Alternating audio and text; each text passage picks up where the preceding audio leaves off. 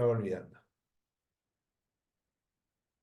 Bien, ahí está. Ustedes creo que tienen que aceptar, ¿no?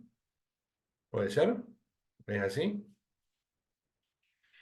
Bien, vamos a empezar y voy a compartir. He abierto acá a ver qué tenemos.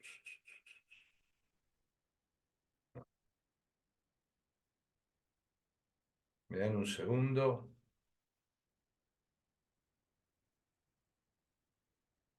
Hay cosas que acá no me aparecen. Acá está. Vamos a ver si me aparece acá.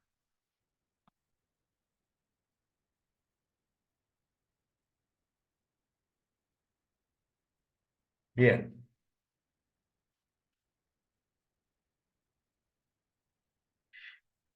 ¿Ustedes ven bien ahí una placa?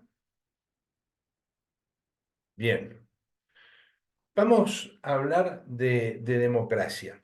En el tema de la democracia, yo les sugiero un libro que ya les había sugerido hace tiempo, como lo voy a ver ahora, es decir, como ahora vamos a hablar de democracia, les sugiero que lean el libro El futuro de la democracia, ¿sí? De Norberto Bobbio. Este libro está en la biblioteca de la facultad. Si no me equivoco, está en la biblioteca mayor, me parece que hace mucho lo vi ahí. Es probable que esté en la biblioteca Aricó, que está frente a la biblioteca mayor, y seguramente está en la biblioteca de la legislatura. Porque es más, hace años creo que yo lo sugerí, por ahí pedían a distintos profes, a gente que estaba ahí vinculada a la legislatura, pedían que sugieran libros, ¿sí? Entonces a veces iba Rubén Libros y sugería, y aprovechaba y metía, obviamente, me pedían los libros que damos en Derecho Político. Así que tengan presente que para todo lo que sea clásico, no sé cómo está hoy la biblioteca de la legislatura en cuanto a actualización, pero sí sé que tienen muchísimos clásicos y me parece que es una biblioteca que primero es cómoda para estar ahí y si no también pueden salir a hacer fotocopia, lo que quieran. Me interesa que vean el primer capítulo, Introducción no pedida. Introducción no pedida. Así que cuando lean pueden ver eso. Ahora lo que vamos a hacer es yo diría una presentación del tema de la democracia y algunas reflexiones sobre la democracia, ¿sí? ¿Qué decimos? Que es un régimen político que se funda en la soberanía del pueblo. Fíjense, uno de los pilares, ¿sí? Medios genéricos y principistas, ¿de qué? Del Estado de Derecho, el de orden político, ¿sí? Régimen político que se funda en la soberanía del pueblo, impulsa, por lo tanto, el Estado de Derecho. ¿Qué habíamos dicho del Estado de Derecho nosotros? Que tiene una finalidad personalista, esto ya lo habíamos dicho, una finalidad personalista que es justamente la defensa de la dignidad humana, ¿ves así? Como finalidad. Dos medios genéricos y principistas, esto es importante porque vieron que a veces se habla sobre la república, los principios republicanos, y por otro lado se habla de la democracia. A veces los términos se confunden y yo diría que los términos se pueden integrar, ¿sí? Y en este sentido, si decimos que impulsa el Estado de Derecho la democracia, en un sentido material, esto es, que se efectivice el Estado de Derecho, decimos entonces que tiene esa finalidad personalista, que es la defensa de la dignidad humana, esos medios genéricos y principistas, el que dijimos de orden político, que es la soberanía del pueblo, y el de orden jurídico, que es el imperio de la ley. Y luego, obviamente, la aplicación de las técnicas jurídicas, ¿es así? Que son las que podemos decir que tenemos una mirada muy abstracta, si ustedes quieren, casi de orden filosófico del Estado de Derecho. Definimos la idea de dignidad humana y todos estamos de acuerdo. Después el tema es cómo se garantiza esa dignidad humana, entonces hay como una bajada a tierra, a ver cómo se implementa. Ahí están también entonces las técnicas jurídicas, como por ejemplo la supremacía constitucional, la división del poder constituyente, los poderes constituidos, la división orgánica y funcional de los poderes constituidos, la legalidad administrativa, ¿sí? La división de poderes, poder ejecutivo, poder legislativo, poder judicial, la independencia del poder judicial, por ejemplo, la elección sujeta a normas de los representantes públicos, ¿sí?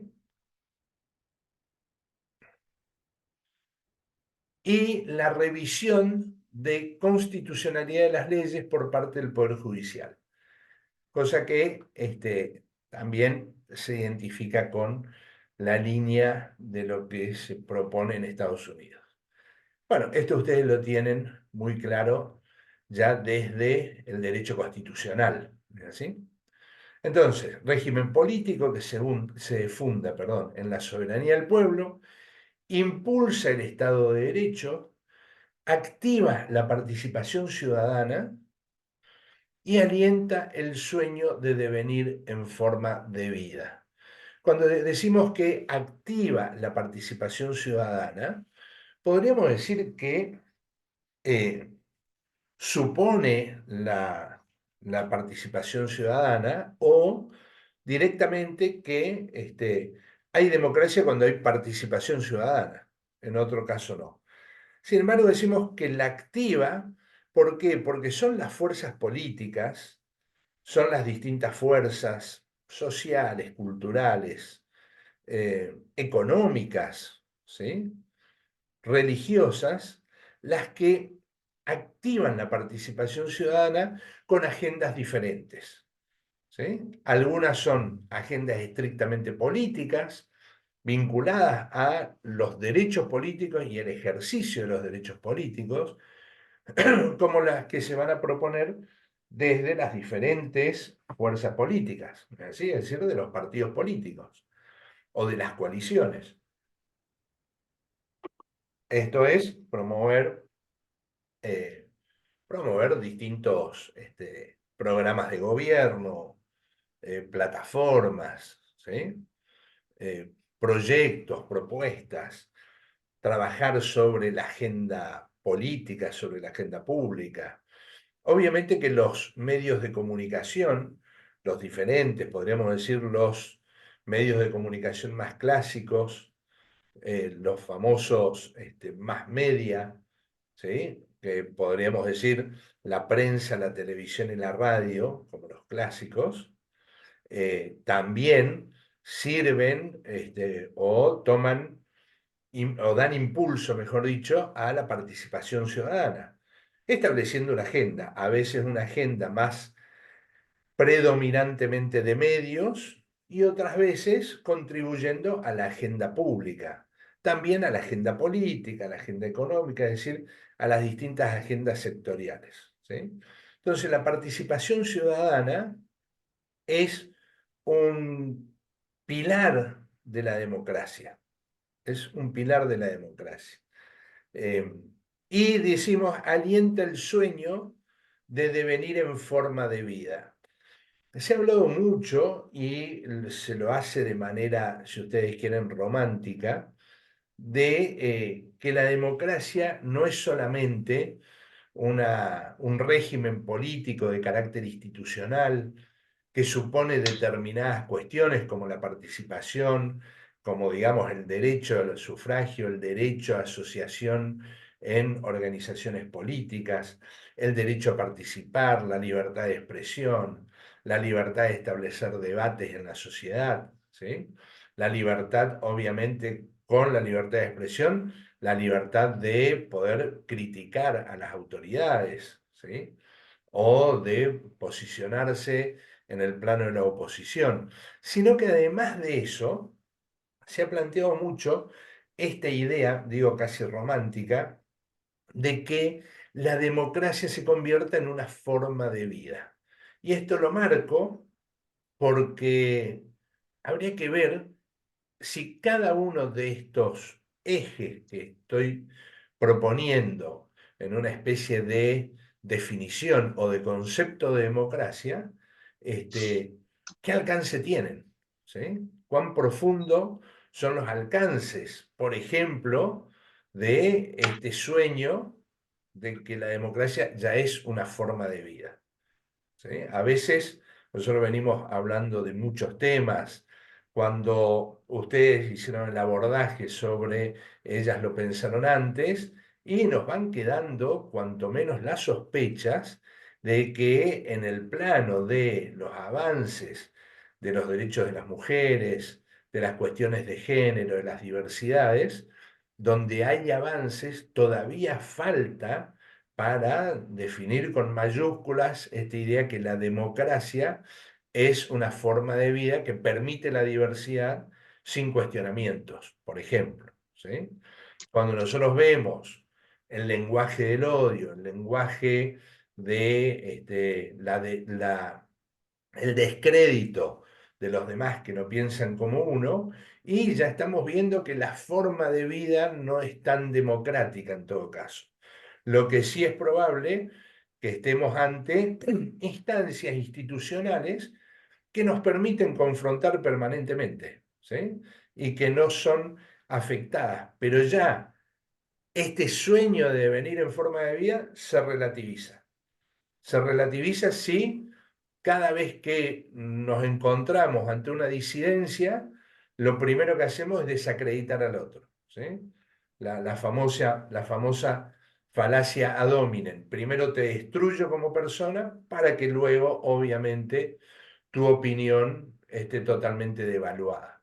Y cuando se destruye al otro encima, en un contexto de fake news, ¿sí? de predominio de las fake news, que es la mentira como noticia, ¿sí? O la noticia mentirosa, como ustedes quieran, o información falsa. Bueno, cuando eso predomina y no nos cuestionamos, y yo creo que la idea de democracia como forma de vida sigue siendo un sueño, ¿sí? Por eso lo pongo ahí. Acá, vamos acá.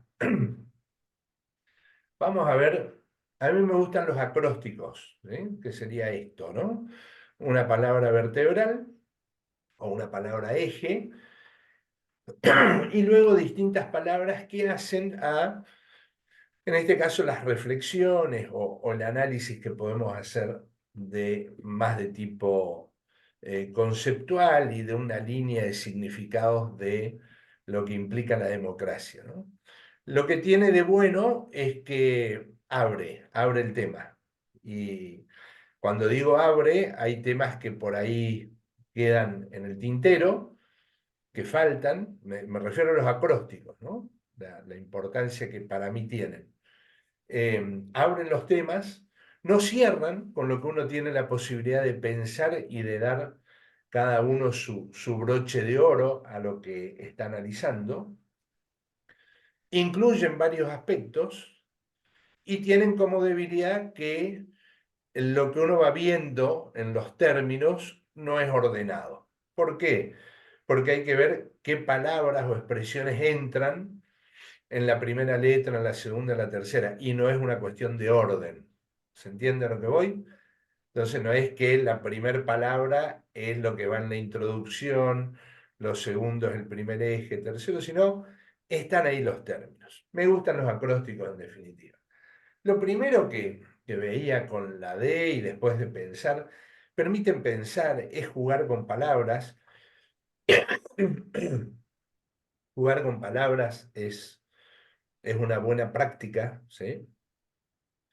Para ver incluso las debilidades que uno mismo puede tener en relación al conocimiento.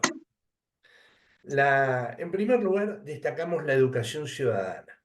La democracia, que es el gobierno del pueblo, Kratos es autoridad, gobierno, demos eran la manera en que se organizaban, ¿sí? La democracia ateniense, 100 demos, ¿se acuerdan? Esos 100 demos llevaban representantes. Entonces, el demos es el pueblo, los demos conforman el pueblo desde nuestra perspectiva, y el Kratos va a ser el gobierno del pueblo. De ahí en más salen muchas expresiones, incluso consignas, ¿no? Gobierno del pueblo para el pueblo. Gobierno del pueblo por el pueblo, ¿sí? Gobierno del pueblo por y para el pueblo. Son expresiones que se han ido escuchando y que se han ido utilizando, mejor dicho, en distintos momentos históricos, ¿no? Pero la idea es que este sujeto pueblo, sujeto colectivo, que de alguna manera es una abstracción, ¿sí? Porque a veces decimos el pueblo en un sentido sociológico. Nosotros acá, por ejemplo, utilizamos para las ciudades del interior, las más pequeñas, lo mismo que los pueblos, ¿sí? Comunas, municipios, utilizamos la idea de pueblo, ¿sí? Por ejemplo, alguien es de Villa María y es probable que diga, me voy a mi pueblo el fin de semana. ¿Mm? Los de Río Cuarto, no sé si hay gente de Río Cuarto, difícilmente digan me voy a mi pueblo, ¿no? Me voy al imperio, van a decir los de Río Cuarto. Pero en general, no importa el tamaño de la ciudad, se usa mucho esta idea de los pueblos, ¿sí? En este caso, el pueblo es una abstracción, un sujeto colectivo, ¿sí? Que implica una construcción política y que no necesariamente es una construcción homogénea.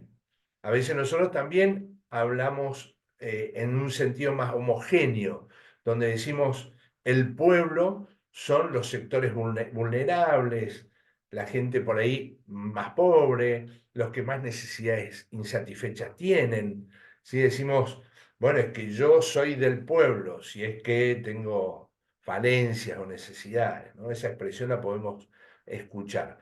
Pero desde el punto de vista de la política, el pueblo es un sujeto de derechos, ¿sí? Y es una abstracción, es una construcción política. Entonces, ese pueblo, lo que sí podemos decir, que tiene la autoridad, que tiene el gobierno, que lo tiene en el caso de las democracias representativas y liberales a través de los representantes, ¿sí? Que tienen la representación política de ese pueblo y esa ciudadanía, ahí viene la cuestión. Eso implica la necesidad de una educación ciudadana. La educación ciudadana, que sí tiene que ver con la defensa, por ejemplo, de la educación pública, con la defensa de la educación universitaria, también podría tener que ver con la defensa de la calidad en la educación privada. En el año 59 se dio el debate de la educación laica o libre para las universidades. Ahí surgieron en 1959 las universidades privadas, ¿sí? Una de las primeras fue, si no la primera, ahí estoy en duda, después buscamos, pero una de las primeras fue la Universidad Católica de Córdoba, ¿sí? Digo, tiene que ver con eso, la educación ciudadana, pero por sobre todas las cosas, siguiendo justamente a Norberto Bobbio, la educación ciudadana implica la educación para la participación, la educación para el debate, la educación para la concordia, la educación para la participación. Entonces, la democracia supone, sobre todo la democracia en un sentido ideal, como dice Bobbio, supone que tenemos ciudadanas y ciudadanos educados, educados para participar en democracia, ¿sí?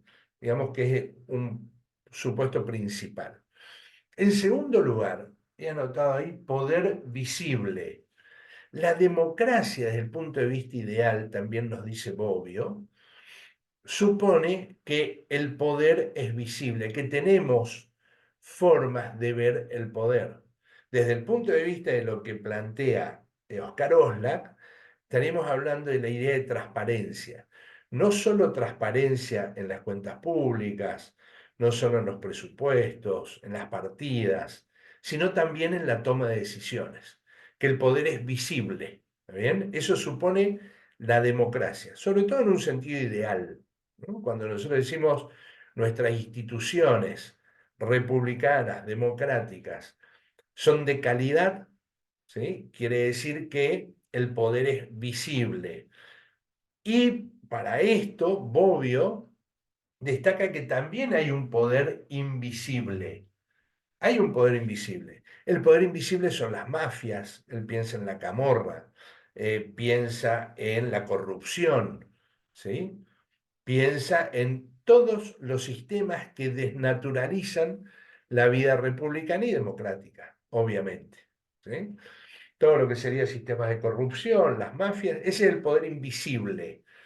Cuando analiza Bobbio, y ustedes lo van a ver, cuando analiza la cuestión de la democracia en sentido ideal, lo que supone, y la democracia que se vive, lo que observa es que más de una vez las decisiones que se toman están o surgen más bien en los territorios, por decirlo de alguna manera, del poder invisible, ¿sí? Del poder invisible.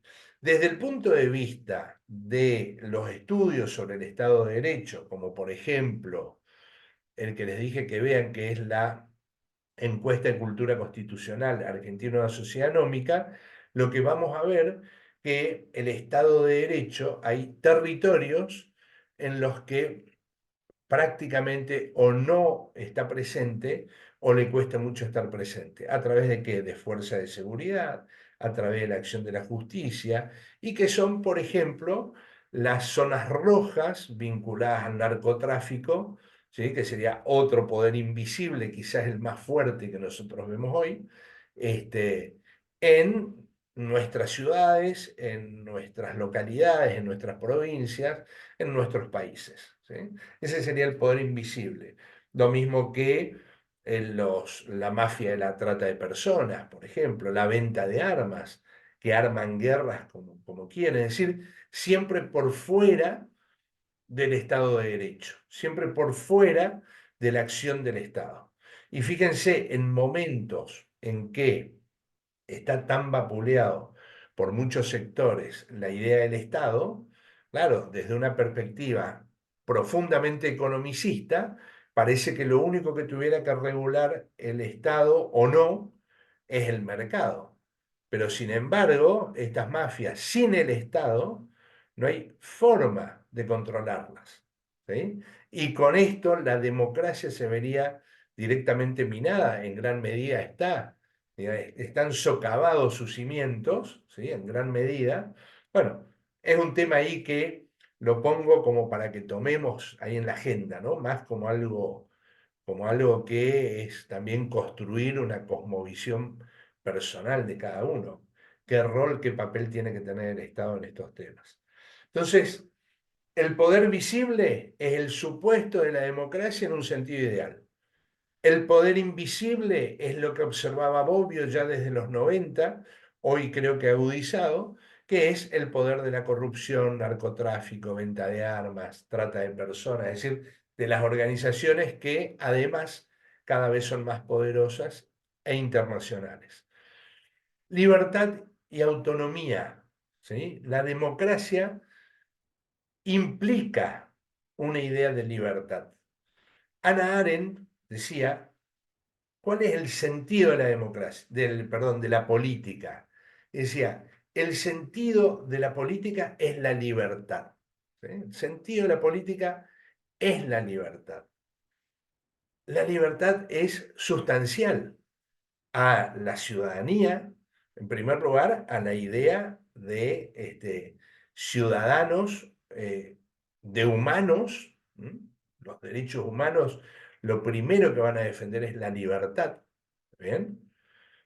Y la democracia supone, con la libertad como motor, la idea de autonomía de las personas, ¿sí?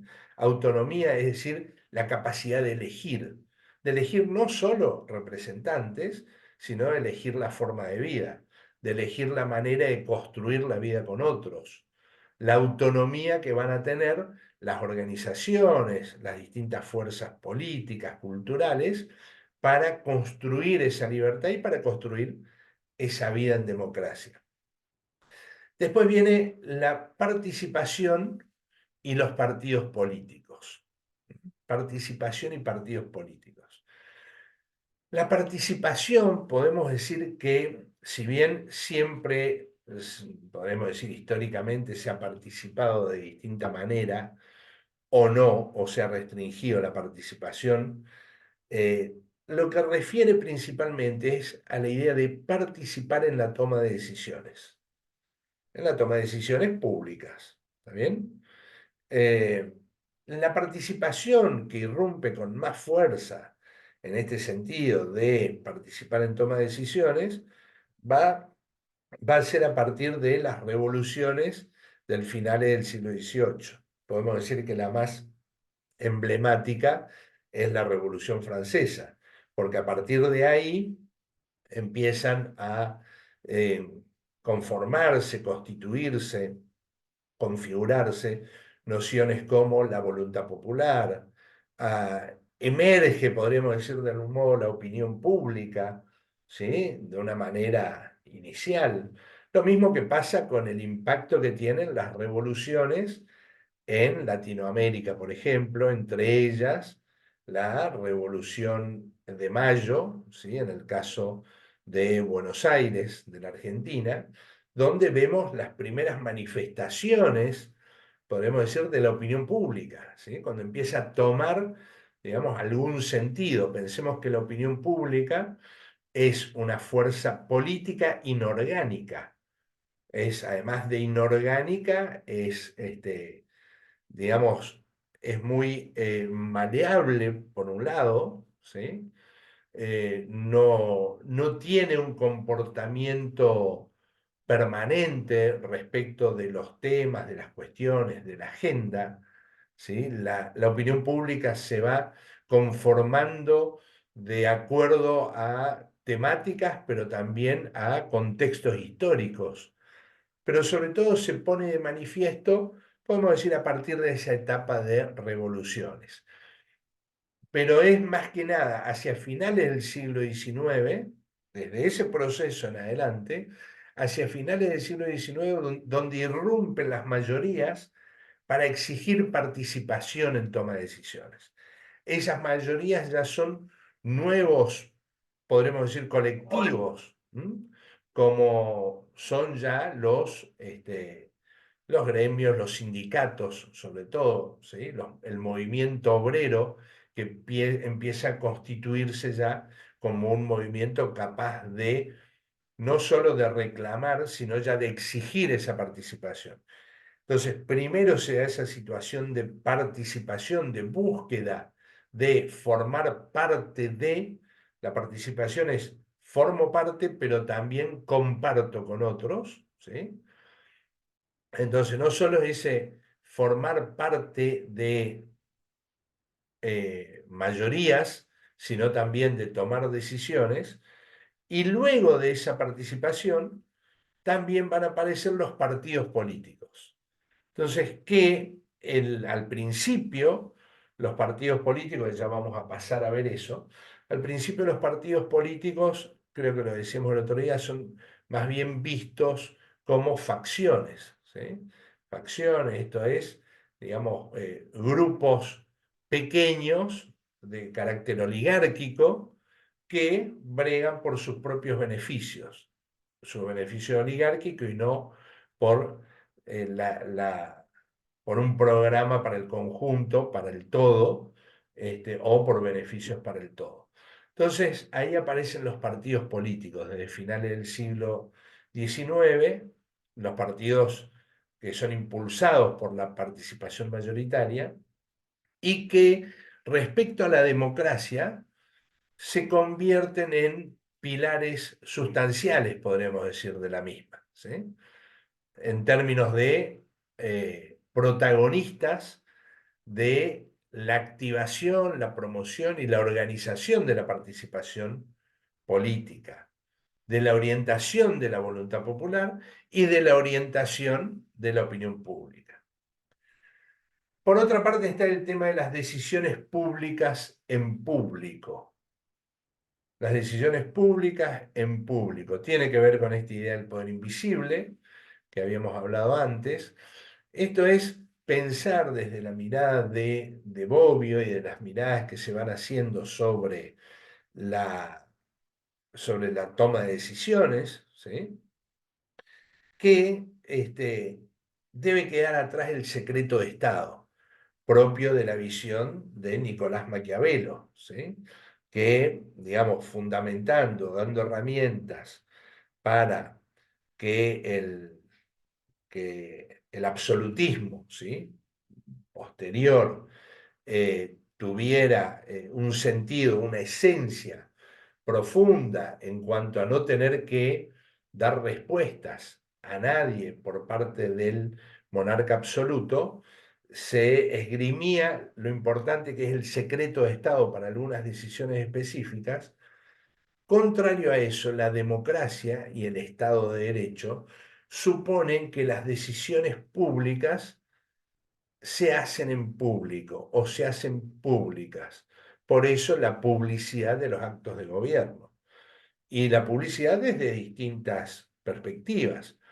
Hoy creemos que las decisiones públicas están a la vista porque hay, digamos, un rol relevante en las redes sociales que están al alcance de cada uno, y si hay confianza en la persona que publica, nosotros creemos que las decisiones públicas están garantizadas para el público, que se ven.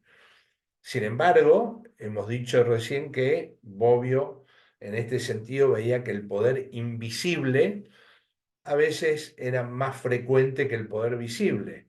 Por lo tanto, las decisiones públicas muchas veces, para Bobbio, no se toman en público, sino que se toman, como se dice en el teatro, tras bambalinas. Algo parecido al secreto de Estado, aunque en el secreto de Estado las decisiones que se toman tienen que ver con la conformación del propio Estado. Cuando se habla del poder invisible, son aquellos poderes, ¿sí? Que están fuera del Estado y que empiezan a pregnar al Estado, cooptan al Estado para tomar sus propias decisiones. Por otro lado, anoté tecnocracia y oligarquía. ¿En qué sentido? A ver, antes dejo un segundo de compartir. ¿Cómo vamos hasta acá? ¿Qué les parece? ¿Cómo Bien, profe. vamos? Camila, ¿cómo vamos? Bien, bien. ¿Bien, bien? Bueno, dos bien. Dos bien sobre cinco bien. ¿Quién más? ¿Cómo vamos? Opiniones, sugerencias, aportes. A ver ahí el equipo de Agustín. ¿Cómo andamos ahí? Bien, bien. Pasa que está la marcha y por ahí el ruido se complica un poco, pero vamos anotando. Estamos ¿Ustedes dónde escuchando. están Estamos ahora? escuchando. ¿Dónde están?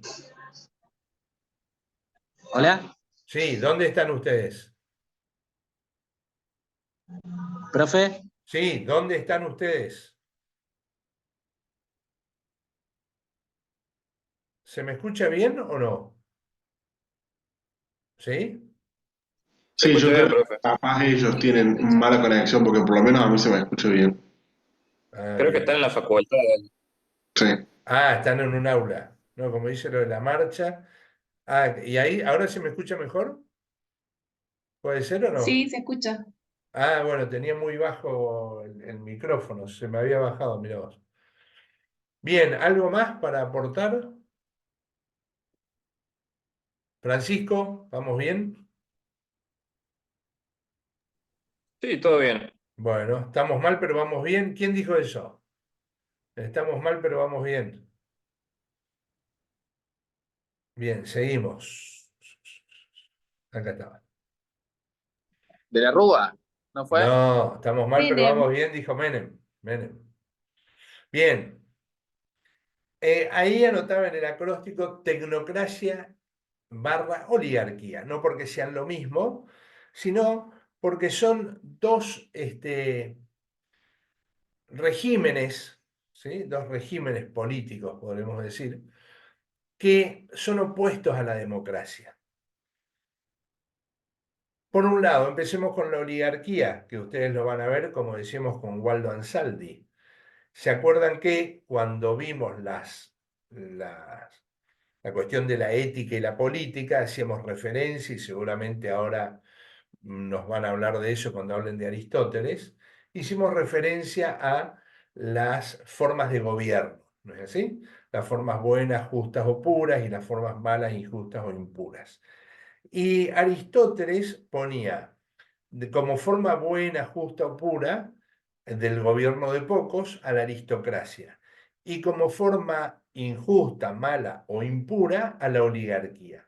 Es decir, cuando puede pasar que cuando la aristocracia se degenera, esto es, se corrompe, tiende a ser una oligarquía. Esos pocos que en una aristocracia gobiernan con foco en la mayoría de la polis, ¿sí? O en la polis, dejan de mirar la polis, empiezan a mirar sus propios beneficios y se convierten en oligarquías. Es el gobierno de una minoría en su propio beneficio. Eso sería la oligarquía, ¿sí? Después van a abundar ustedes con Ansaldi qué significado tiene en América Latina.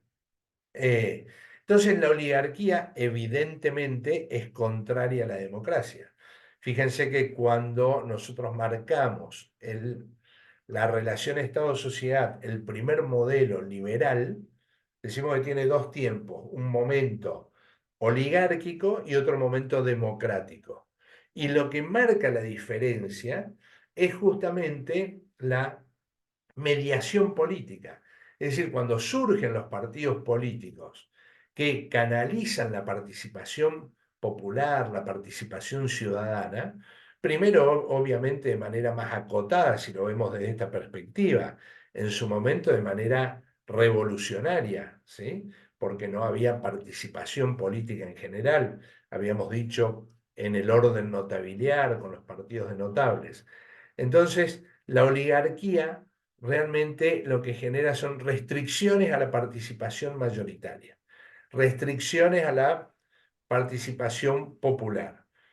En su momento, si es necesario, recurrir al fraude, como habíamos dicho. Esto nos muestra algunos detalles de cómo la oligarquía evidentemente es otro polo, ¿sí?, contrario a la democracia. Podríamos decir que es una contradicción, una de las primeras contradicciones que vamos a tener, democracia versus oligarquía. Luego la tecnocracia que tuvo mucho énfasis, vamos a decir, y visos de realidad, ¿sí?, o aplicación, si ustedes quieren, en distintos momentos, sobre todo en la década del 90, ¿sí? Digo visos de realidad porque, a ver, nunca se dan así en estado totalmente puro estos regímenes, ¿no? Y la democracia a veces fue impregnada de estas, y es impregnada de estas prácticas, de estos regímenes, ¿sí? Nosotros, por ejemplo, vemos en análisis sobre los partidos políticos que uno de los problemas que tienen los partidos políticos es la oligarquización del poder. Es decir, oligarquías que dentro de los partidos toman las decisiones por el conjunto. Entonces quiere decir que el concepto de oligarquía está presente, aunque la vida democrática nos brinda la posibilidad de partidos, que pueden ser débiles en muchos aspectos, pero que desde el punto de vista de la participación política todavía nuclean el voto ciudadano, ¿sí? Entonces ellos están presentes. Y la tecnocracia se refiere al gobierno de los técnicos, ¿sí? ¿Qué supone esto? Que para gobernar hay que tener conocimientos especializados.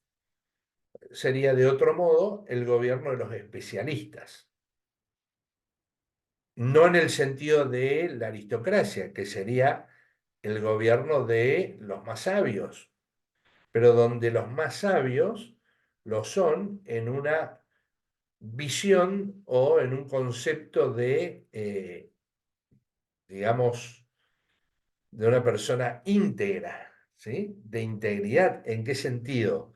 No solo desde el punto de vista de los conocimientos, no solo desde el punto de vista de la mesura de las personas que gobiernan, no solo desde el punto de vista de la prudencia, sino también desde el punto de vista de la ética, ¿también? De un comportamiento acorde a una sociedad determinada y que esto va a llevar a prácticas de honestidad, de control y obviamente de toma de decisiones con el conjunto, ¿sí? Entonces, digo, la tecnocracia lo que promueve es el gobierno de los técnicos, conocer las redes a través de las cuales se puede gobernar, ser especialistas. ¿Y por qué dije que esto sobre todo tuvo impacto en los 90? Porque fue en el momento donde, por ejemplo, los Chicago Boys, eh, quienes salían de Harvard, ¿sí? Parecía que tenían las respuestas, sobre todo a la economía y a la visión macroeconómica, que pasó a ser, los equilibrios macroeconómicos pasaron a ser el primer rol que tuvo el Estado, el principal rol que tuvo el Estado, sin descartar necesariamente el papel que tenía en cuanto a la defensa de los derechos individuales y derechos sociales, aunque en realidad los fue desarticulando, sobre todo los derechos sociales. Entonces ahí, con la visión macroeconómica, un tecnócrata típico, ¿sí? Fue justamente Domingo Cavallo, que es, en esta idea de lo que es la tecnocracia, es quien, esto iría subrayado lo que se decía, ¿bien? Es quien sabe más de cómo opera el sistema capitalista a escala internacional, porque es un sistema internacional, y por lo tanto tenía los conocimientos y los equipos para poder resolver los problemas de la Argentina. Primero construir un modelo, que es lo que hizo con Menem, pero esto se vio, por ejemplo, muy fuerte en la aceptación y la consideración en la opinión pública que tenía Domingo Cavallo en el momento en que gobierna la alianza, lo que hizo que De la Rúa lo incorporara también como ministro de Economía. En ese momento las encuestas de opinión, las conversaciones en programas de radio, televisión, dejaban como conclusión: el único que puede resolver los problemas en Argentina es Domingo Cavallo. Su fortaleza estaba ¿dónde? En sus conocimientos técnicos. La idea de la tecnocracia, entonces, esto doy como ejemplo, ¿no? Como caso.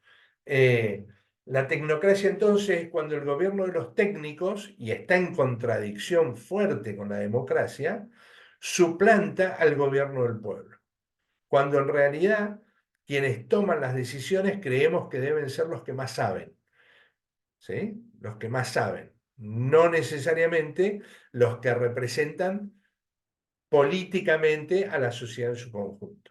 Entonces hay una tensión, hay una contradicción y hay una confrontación entre tecnocracia y democracia. Bobbio también hace un alto en esto para marcar la fuerza que tiene esta contradicción.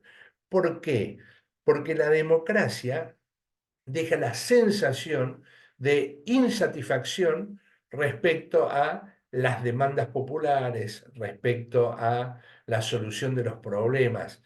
En definitiva, él dice, el bajo rendimiento de la democracia hace que otras, o que las decisiones se tomen en otro lugar, o que otros regímenes parezcan más relevantes a la hora de buscar eficiencia y eficacia. ¿Sí?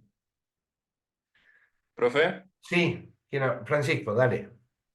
Sí, yo. ¿Se podría decir que en algún, no sé, cuál sería un ejemplo actual, por ejemplo, de lo que sería la democracia en sí? La Porque yo creo que en este democracia, momento, sí. Sí, se Y correlacionaría mucho, por ejemplo, la época de los 90 con la época actual, por ejemplo. de democracia, todas las democracias occidentales, Ah, bien. todas son democracias. Ahora el tema es ver cómo analizamos la democracia, es decir, los adjetivos que se han puesto siempre a las democracias, ¿no? Por ejemplo, se habla de democracia sustancial. La democracia sustancial es aquella que se profundiza en todos los ámbitos. Es decir, que en todos los casos en todos los casos me refiero, en todas las organizaciones se toman decisiones en conjunto, ¿sí? Con la participación mayoritaria o plena de quienes forman parte de alguna decisión, como por ejemplo una democracia muy sustancial y profunda podría ser que nosotros a principio de año, como curso, ¿sí? Como grupo, como aula, digamos, nos sentemos a definir qué vamos a ver. ¿Sí? Y que se vote, que haya una argumentación. Pero eso sería ya ir, digamos, profundizar la democracia en todos los confines de la sociedad, que no estaría mal. Entonces, ¿No es así? entonces Que podría decir digamos, que hay democracia en ¿cómo? todos lados, pero hay democracia en todos lados, pero divide en distintas tipologías, se podría decir. No es una Hay sola democracia. tipologías. Podríamos decir que hay democracias sustanciales. Se habla mucho de la democracia social, ¿sí? La democracia social, también se habla de la socialdemocracia o los socialdemócratas, ¿sí? Que la democracia social, ¿qué es? Es ampliar los confines de la democracia política, es decir, el sufragio, la organización en partidos, la toma de decisiones, el control por parte del poder legislativo, los poderes legislativos, eh, los sistemas de financiamiento, los sistemas electorales, sumado a ello la implementación de los derechos sociales, ¿sí? La implementación de los derechos sociales y la participación en función de esos derechos sociales. El famoso 14 bis, por ejemplo, de la Constitución Nacional y el embate que está teniendo el gobierno nacional contra la esencia o uno de los pilares de la democracia social, como es justamente este alcance a los derechos sociales, ¿sí? Porque si bien es cierto que tiene una matriz del socialismo y una matriz del social cristianismo, ¿sí? Por ejemplo, desde el gobierno, ahora nomás creo que salieron las notas del show de ayer, donde dice tenemos que activarnos, algo así, contra los zurditos, ¿no? Es decir, eso lo ve como zurdito y en realidad son los pilares de la democracia social. La democracia representativa liberal, otra manera de plantear la democracia. La democracia representativa liberal refiere a que los procedimientos de la democracia, lo que dije antes de la democracia política, están garantizados y que no necesariamente tienen que tener un alcance hacia lo social, por ejemplo. Las Profe, democracias, sí, ¿quién habla? disculpe que me interrumpa justo. Ayelen, dale, no, me interrumpan todo lo que quieran. Entonces, Sí, entonces se podría decir, bueno, no le encuentro bien el significado o el sentido de la división en tantas democracias o tantas maneras de presentarse la democracia. Tiene que ver con una cuestión de qué tan intensificado esté o no ciertas características de la propia democracia como tal, por este mismo hecho así que es. es Y yo no democracia diría, social. claro, yo no sé si diría clasificación, aunque sí, ¿sí? Sino diría la manera en que se adjetivan para ver dónde está puesto el énfasis en este régimen político que implica el gobierno del pueblo. ¿Sí? ¿Hasta dónde? ¿Hasta dónde alcanza? Entonces, claro que depende de las características. Depende también de las agendas. ¿A qué me refiero? Depende de la época. ¿Sí? Depende de la época. Hoy de la democracia social hablan algunos sectores, pero todavía hay quienes dicen nosotros queremos una democracia social. Vieron que todavía hay quienes, si por ahí escuchan, somos socialdemócratas. ¿sí? Lo que supone la aceptación del mercado, ¿sí? La aceptación de la lógica de mercado, pero con controles del Estado, con impulso del Estado, con integración entre los actores del mercado y el Estado y los actores de la política. Estamos hablando de las empresas, estamos hablando de los gobiernos, ¿sí? Articular políticas públicas. Bueno, esto implicaría, digamos, una democracia representativa liberal. Representativa, ¿por qué? Porque no se busca la plena participación del pueblo, del conjunto, ¿no es así? Tiene restricciones de edad, por ejemplo, de quienes votan, aunque cada vez se suman más, ahora se suman de los 16 a los 18, sería 16 y 17 años, que pueden votar, por ejemplo, ¿no? En su momento se sumaron las mujeres, hace ya, a ver, y 70 y pico de años, 70 años más o menos, ¿sí? Que se suman las mujeres a votar y antes no votaban. Entonces esa democracia representativa liberal tiene también algunos rasgos de democracia social, ¿está bien? En muchos aspectos no completan lo teórico o lo ideal, diría Bobbio, no completa la definición de lo real. ¿Está bien? Entonces, lo que se hace, Robert Dahl hace estudia la democracia en un libro Poliarquía, y lo que se analiza a partir de ahí es la calidad de la democracia. Cuando se ve la calidad de la democracia, se ven una serie de ítems o aspectos para ver cuán democrática o no es una sociedad. Entonces, por ejemplo, para ver datos de democracia, es obviamente si hay competencia reglada por ley, o si la competencia entre partidos políticos se da conforme las decisiones de quién está en el poder. Es decir, quien está en el gobierno decide que dentro de 2 meses hay elecciones, decide proscribir partidos, impulsar otros, no seguir normas de organización o regulación de las fuerzas políticas, por ejemplo, lo que nos llevaría a formas autoritarias o autocráticas, ¿sí? Ahora, si la competencia está regulada, si los partidos tienen posibilidades de discutir, de criticar al gobierno, por ejemplo, los partidos de oposición, es decir, si la oposición tiene libertad para participar y decir lo que quiera, ¿sí? Vamos a tener ahí un dato relevante para la democracia. Si se pueden hacer partidos políticos con cierta facilidad, ¿cuánta facilidad?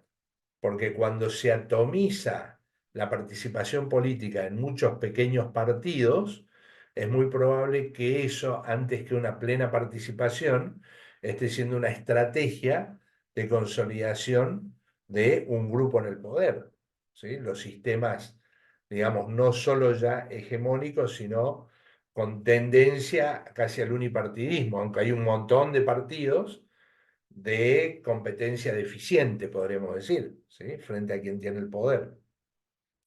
Entonces, estos adjetivos de la democracia van a depender también del momento histórico. Decía que otras son la idea de democracia popular.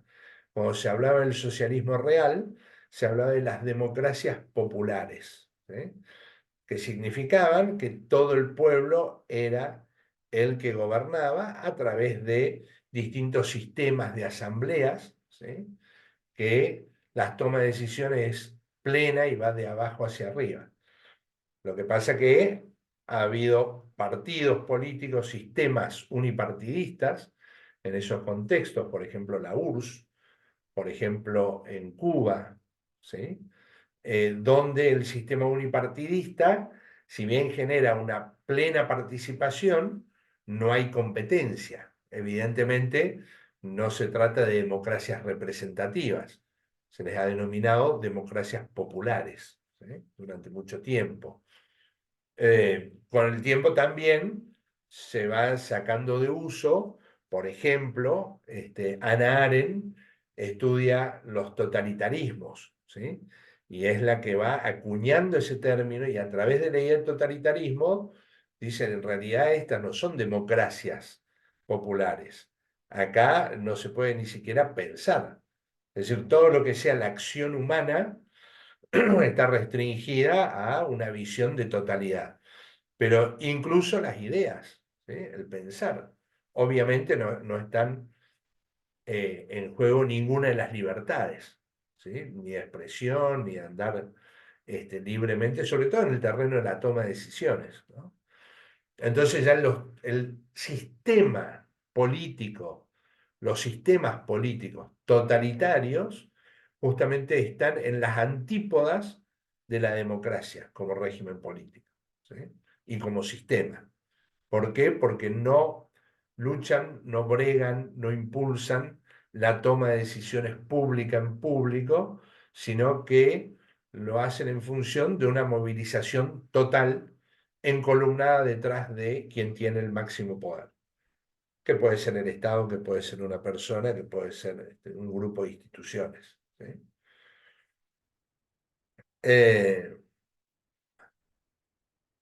Estoy pensando, por ejemplo, se ha hablado mucho. Yo hice hace mucho una ponencia en un congreso que dije democracias híbridas, ¿sí? Y esa idea de lo híbrido es, ¿por qué? Porque la democracia se nutre de muchos aspectos que no son estrictamente políticos, sino que se nutre de fuerzas sociales, de fuerzas culturales, de por ejemplo, el acceso a conocimientos. Las redes sociales generan, digamos, un aporte que es importante en el sentido del aporte y de cómo canalizan la opinión pública. No necesariamente es importante porque le brinden calidad a la comunicación. En realidad, generalmente lo que se ve son posiciones totalmente sesgadas, muchas, como dije antes, se ven videos, se ven cosas que no son reales, ¿sí? Mentiras, información mentirosa, pero bueno, eso también forma parte, va formando la opinión pública y va formando la voluntad electoral, ¿sí? Si yo acabo de ver 3 videos, por falso que sean, digo, no puede ser que pase esto, y me dice que eso no pasa, eso es mentira, bueno, pero yo no tengo acceso para ver dónde está la mentira. Me voy a trabajar, me voy a hacer mis cosas, no tengo tiempo, y me voy con una opinión totalmente sesgada por la falsedad de la información que veo. Entonces, por eso se convierte en algo muy híbrido la democracia, ¿no? Es decir, una construcción que tiene demasiados elementos incluso extraños a lo estrictamente político, ¿no? Un principio, porque Bobbio tiene, en el futuro de la democracia, tiene una mirada muy crítica a la democracia real, podríamos decir. Justamente, Bobbio hace esta distinción, democracia real, democracia ideal. Cuando habla de la ideal, habla de estos supuestos que tiene la democracia, ¿sí? Por ejemplo, dijimos la educación ciudadana, el ciudadano educado. Y sin embargo, dice Bobbio, los ciudadanos no actúan con educación, con una opinión formada, un debate, sino que observamos cada vez más el clientelismo político. Es decir, voto si me dan algo, lo que sea, si me das una heladera, si me das plata, si me das la zapatilla derecha antes de que vote y la izquierda para hacer el par después de que vote, si me das alguna prebenda para mi barrio, si me das algo para mi pueblo, es decir, siempre como una lógica de intercambio, ¿sí? Que sería el clientelismo político, y ese clientelismo es el que define el sufragio, por ejemplo, para muchos sectores. Ahí es evidente que no hay educación ciudadana, que no hay educación para la democracia. La educación para la democracia, la educación ciudadana, supone que voy a tener un comportamiento tal que aunque yo no me beneficie, si veo un beneficio para el conjunto, ahí voy a poner el voto. Si pensamos en términos de educación ciudadana, ¿está bien? Y eso en general no pasa. En general mandan más los intereses particulares o de sector o corporativos, por ejemplo, antes que los intereses del conjunto o la representación del conjunto. Bien, a pesar de esas críticas que hace Bobbio, yo acá destaco los 4 valores, podremos decir, como plantea Bobbio, que tiene la democracia. Aunque nosotros podamos ver que tiene algunos rasgos de tecnocracia, ¿sí? Algunos rasgos oligárquicos, que a veces que falta la participación. ¿Se acuerdan que lo mismo dice Oslak? ¿No? Que la participación ciudadana, que es tan importante para el Estado, para abrir la caja negra del Estado, no se da. El ciudadano se aleja, se abstrae de la toma de decisiones. Bueno, a pesar de todas estas cosas, de que las libertades a veces están restringidas en algunos aspectos, de que a veces las decisiones las toma el poder invisible antes que el poder visible, dice, hay valores que son relevantes. La democracia implica tolerancia. Y fíjense que estamos en un momento histórico de baja tolerancia. De baja tolerancia. Por lo que dijimos antes, ¿no? Discursos de odio, de discriminación. Primero te ataco y la forma que tengo para que tu idea no surja. ¿Y cuál es? Y el ataque personal. Eso es lo que estamos viendo, ¿sí? En el debate político. Entonces, la tolerancia está faltando. La tolerancia viene de lo religioso principalmente, de cómo fue el elemento central para que las distintas religiones tengan una cosmovisión incluso común y que vayan, digamos, hacia algo un poco más ecuménico, ¿sí? Una visión, la tolerancia nos lleva a la idea de la paz, nos lleva a la idea de la concordia, nos lleva a la idea de entendernos y confiar en los demás, aunque piensen diferente, y sobre todo respetar a los demás. ¿Sí? Y eso implica la democracia. Y Bobbio dice, es el único régimen político en el cual se puede poner esto de manifiesto. En ningún régimen autocrático, autoritario, se puede poner de manifiesto el respeto a los demás. Porque van a primar siempre las asimetrías de poder. Y es probable que ciudadanas y ciudadanos carezcan de poder frente a los poderes autocráticos o más autoritarios, ¿no? Sumado a ello, la no violencia. La no violencia. También podemos decir en estos términos la lucha por la paz. La democracia sigue siendo un régimen político en el que, desde el punto de vista de los ideales, se brega por la no violencia y se brega por la paz en el mundo, por el no a la guerra, a cualquier guerra, ¿sí? Además, dice Bobbio, el libre debate de ideas, otro valor sustancial de la democracia. En ningún otro sistema se garantiza el libre debate de ideas. Cada vez que nosotros veamos que ese libre debate de ideas se restringe, vamos a estar viendo una restricción muy fuerte a la democracia. Porque puede ser que las cosas no se resuelvan con la eficacia que pretendemos, puede ser que nuestras demandas de algún modo no estén satisfechas, pero si hay un libre debate de ideas, ¿sí? Si escuchamos buenas ideas, si hay libertad para decir lo que se quiere, entonces vamos a estar todavía con la esperanza de que un proyecto superador, ¿sí? Un proyecto más humano, es posible desde la política. Y finalmente la idea de fraternidad, ¿sí? Que podemos decir que en un sentido estoico, ¿no? Cicerón, por ejemplo, en ese sentido sería una visión de amistad, ¿sí? La idea de amistad a nivel universal. Es decir, la fraternidad es una unión fuerte, esencial, como seres humanos.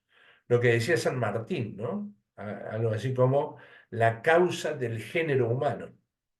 Podemos decir que esa fraternidad, que obviamente implica también contradicciones, lucha. Entonces, la fraternidad es para Bobbio un valor sumamente importante, ¿sí? Que todavía tiene la democracia como, podremos decir, como proyecto político. Y le sumamos al concepto que di al principio, también podemos decir como proyecto de vida, tranquilamente, ¿no? Bueno, ¿cómo estamos? ¿Qué les parece el acróstico? ¿Sirve? ¿Algo que quieran decir, sumar, preguntar, decir?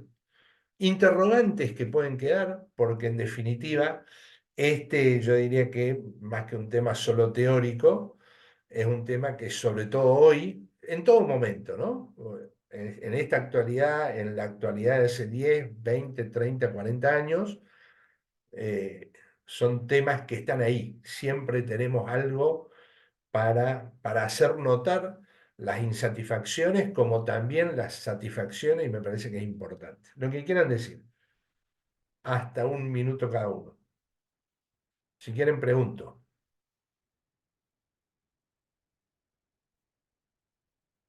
Dale. Me queda una duda a mí, profe.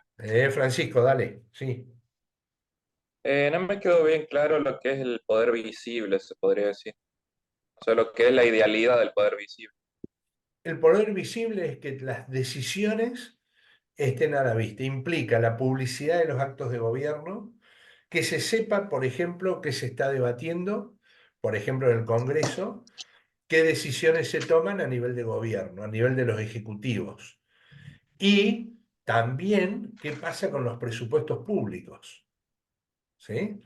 Ahora, el tema es si a nosotros como ciudadanos nos interesa ir a mirar los presupuestos públicos. Deberían estar colgados en páginas, que tengamos acceso. Y que sea una cuestión personal de decir, miro o no miro.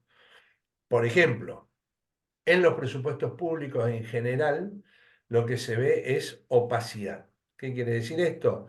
No es que sean totalmente oscuros, pero a veces no se ve con claridad si es tarea de especialistas por ahí, reconocer dónde están los gastos, dónde están los ingresos, cómo se está dando esta situación, qué se podría gastar o qué se debería gastar y qué no.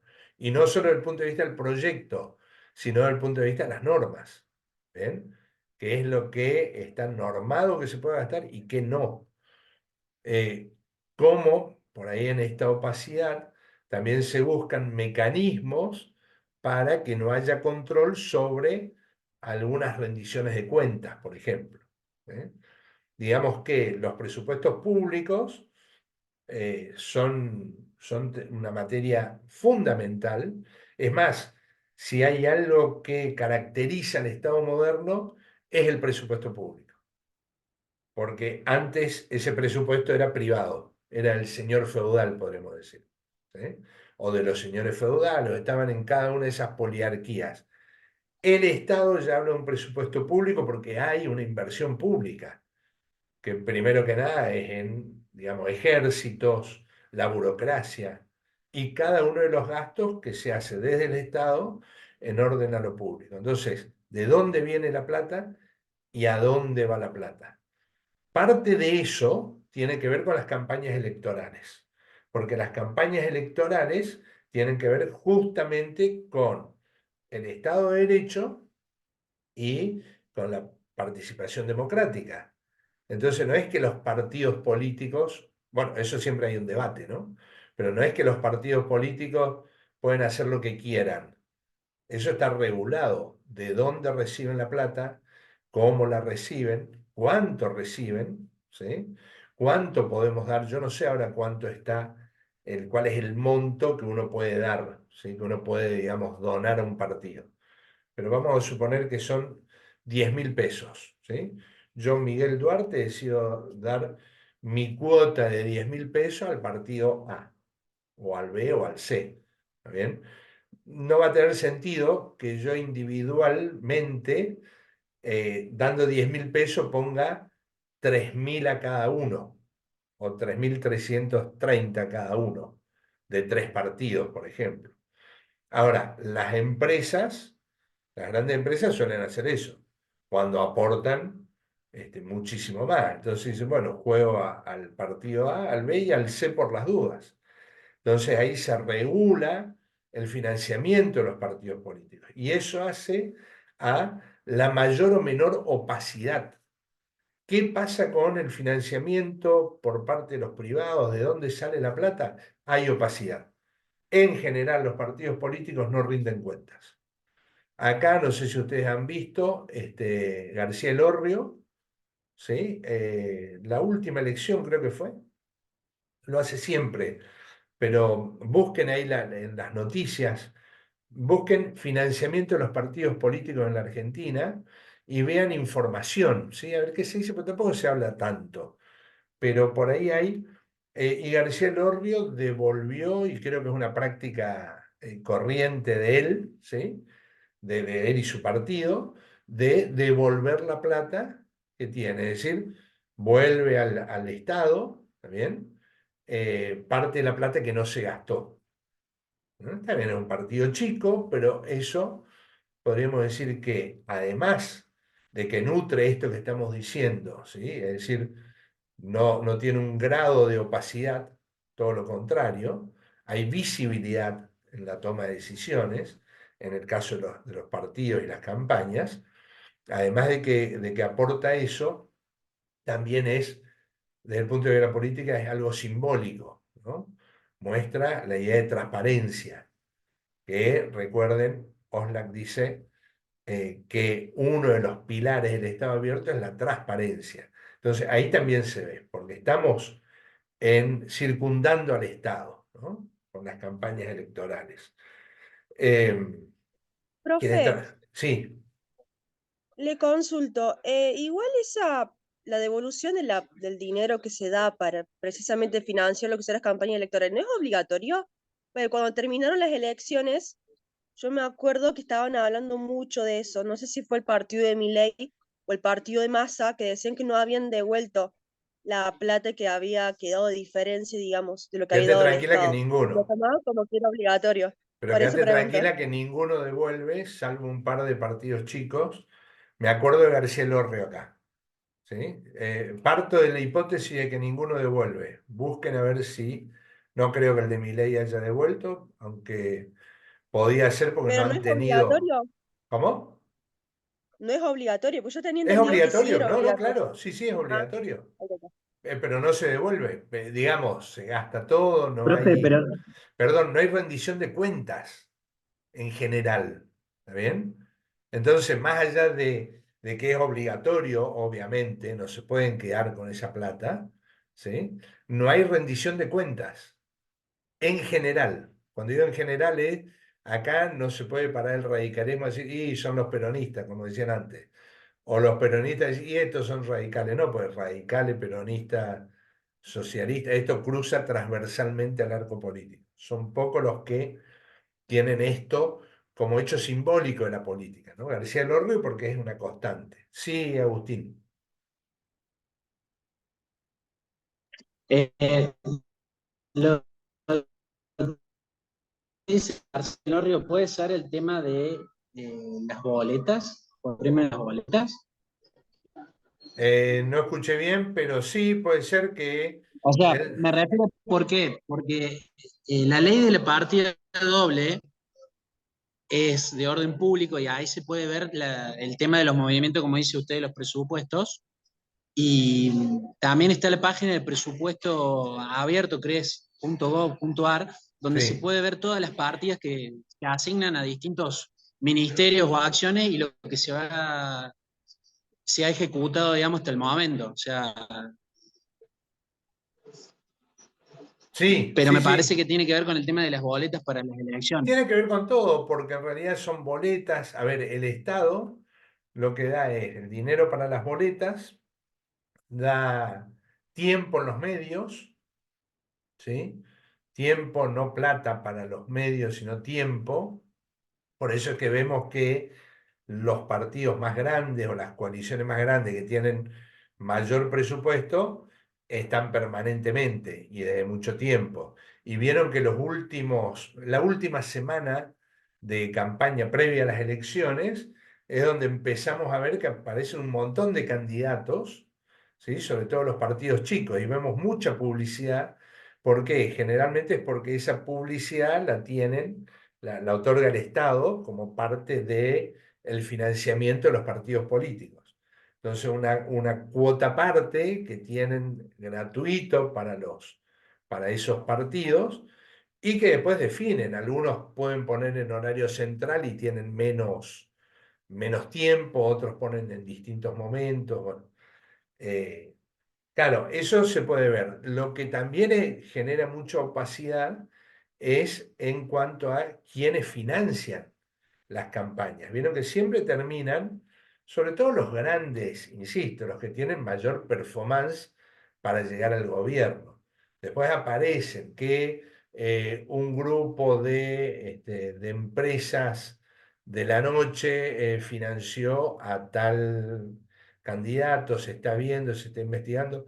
Después no se sabe bien, ¿no? Si nosotros miramos los medios de comunicación, la información, muchas veces queda ahí en una, dos salidas, denuncias públicas, ¿sí?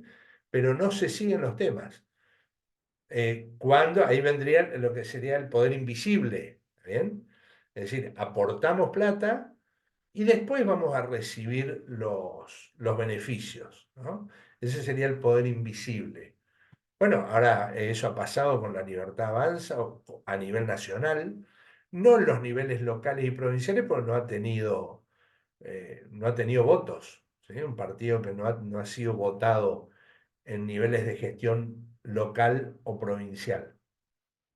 Ha pasado con el PRO, ha pasado con el radicalismo, ha pasado con el peronismo. Ha pasado en todas las variantes con el socialismo. Fíjense, Rosario y la provincia de Santa Fe, con el tema del narcotráfico. Me refiero a que a las denuncias, ¿no? A esto de que parece que hay dinero en narcotráfico, parece que hay dinero de los negocios de la noche, parece que acá pusieron los grandes empresarios, lo que eran en su momento los capitanes de la industria de una época, es decir, los 8, 9, 10, 15 hoy grandes empresarios, que obviamente van a definir luego la política. Bueno, hay como denuncias cruzadas, ¿sí? Y no siempre está claro, en definitiva, de dónde sale la guita. Lo que sí está claro, que las campañas, que ya no existen como tales, pero que son muy caras. Y paradójicamente, los gastos en campañas electorales tienen más o menos este orden. Se gasta muchísimo más en televisión, después siguen la radio y las redes sociales que vienen como sumando, ¿no? Facebook, Instagram, ¿sí? TikTok, bueno, YouTube, ¿sí? Habría que ver ahí, ahí ya se hace un análisis de a quién va dirigida la campaña y qué red utilizás. Si querés que llegue a la gente hoy ya, se decía de 50 para arriba, yo diría que ya estamos hablando Facebook de 60 para arriba, ¿sí? Más o menos de 60 años para arriba van a usar Facebook como red principal, entonces tenés bien segmentado la publicidad para esos sectores. Instagram es un poco más general, también entra la gente de 60, de 70, pero podemos decir que una red un poco más joven de imagen seguramente se está llevando un poco más plata que Facebook. No sé cómo estará ahí, habrá que ver los análisis. TikTok sin duda se lleva plata. Estuve en un seminario de comunicación política hace como 5 años donde una postdoctora en ciencia política, una capa total, que ella analiza las redes por dentro, ¿no? Cómo es todo el tráfico, cómo se van construyendo las nubes, cómo se perforan cómo se busca perforar las nubes. Es decir, cuando digo esto es que no solo me vean los que siempre me ven, sino que pueda entrar en otro lugar donde no entraría de otro modo. Por ejemplo, Bolsonaro, que siempre ha tenido un discurso homofóbico, que ha sido lapidario con la homosexualidad, eh, se reunió con, ay, ¿cómo se llama? Con Agustín Oca, creo que es. Fíjense, Bolsonaro y Agustín. Creo que es Agustín el nombre. Este, busquen eso. Yo después busco y les paso, por ahí les paso el Instagram. Agustín, bueno, es gay, se dedica al tema de uñas, hace uñas, creo que hace pestañas. Bueno, por ahí se viste de mujer, por ahí se viste como drag queen. Es decir, es una representación, su vida es gay, pero bien marcado. Se reúne en proceso de campaña de Bolsonaro al principio, se reúne con Bolsonaro, tiene muy buena onda, incluso se va a comer a la casa de Bolsonaro con la familia. Eso se analizó desde el punto de vista de lo que pasó dentro de las redes y en las nubes. Bolsonaro, que uno supone que nadie que fuera gay o que acepte la diversidad lo votaría a Bolsonaro, perforó de tal manera que yo no me acuerdo si tuvo cerca de 20.000 o 200.000. 20.000 me parece una barbaridad, comentarios. La primera foto que se sacaron juntos, donde decían de todo, como, ¿qué haces con Bolsonaro? ¿Sí? Que, hey, ¿qué estás haciendo ahí? Ese tipo de cosas. Hizo una perforación tan grande con lo que le permitió abrir su legitimidad, ¿sí? Y llegar a sectores que de otro modo no llega. Bueno, me enganché con eso, con esto de las redes, que digo, el punto era que cada red depende también qué red es a quién se llega, ¿no es así? Entonces, TikTok, decía esta mujer, eso iba.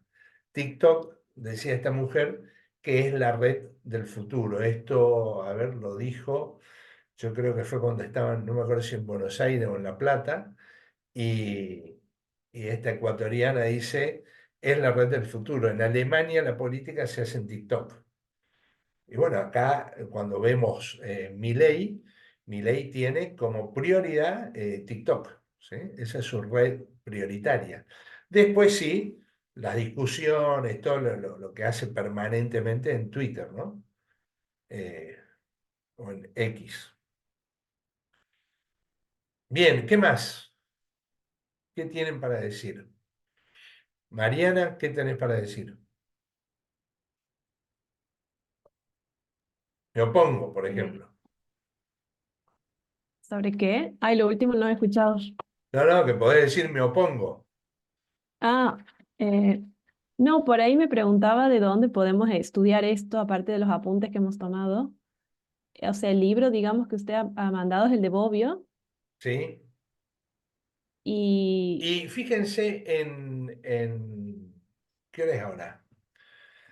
Fíjense en el grupo, en la plataforma de la facultad, creo que hay un libro que se llama Dinámica Política, que hicimos con Fernández Suárez y Del Pino. Esta es la tapa. Acá están los movimientos sociales, partidos políticos, para ver. Creo que está las TIC como herramientas de gestión de los gobiernos locales, experiencia, desafío, oportunidades. Compilador, Gustavo Fernández Suárez. Acá yo escribo 42 claves para la militancia offline y online. ¿Sí? Eso creo que está. Si no, yo les vamos a hablar de eso.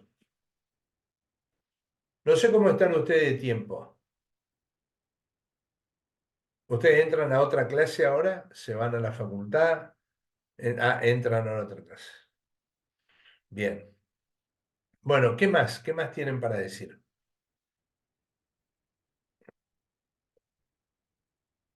cuestionar, aportar. Seguimos adelante con un poquito más. A ver qué tengo acá. Bien. Profe, Sí. acá estábamos viendo acá con mi compañero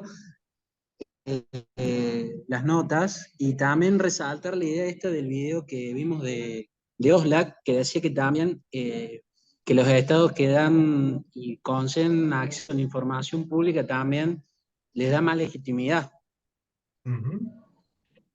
y fortalece, digamos, el sistema.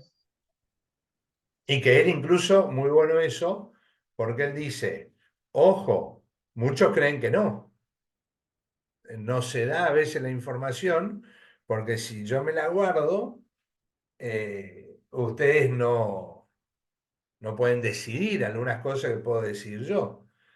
El tema es, no nos damos cuenta, sería la idea, de que si damos información, también tenemos más legitimidad.